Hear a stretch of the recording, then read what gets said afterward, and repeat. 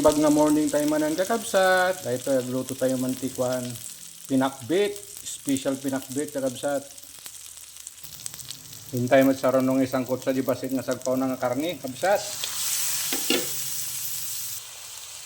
Ayan, nasangkot siya na nating ating panahog at ilalagay ko na itong kamatis. Ayan guys, natin munang lulutuin ang kamatis bago natin isangkap ang mga ibang gulay ng pinakbit. Ito guys, dito na natin tinuloy ang pagluluto sa ating kalandiuling para makatipid-tipid tayo sa gas. Kasi nga may abiso ang ating gobyerno na posibleng magtaas lahat ng mga kasul at saka fuel dahil sa nangyayaring gera sa Middle East. Kaya para-paraan lang mga loads.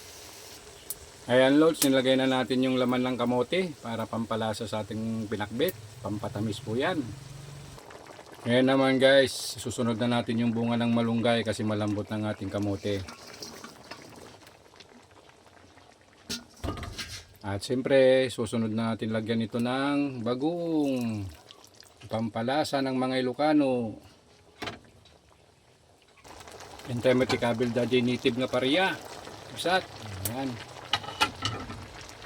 Ito ilalagay na natin yung mga pampinaling gulay, ang talong, parda, ken okra. Ako na Ilocano. Ay ta kabsat. Kompletos ricados. Ay na guys, luto ng ating pinakbet. Mangantayo na kabsat.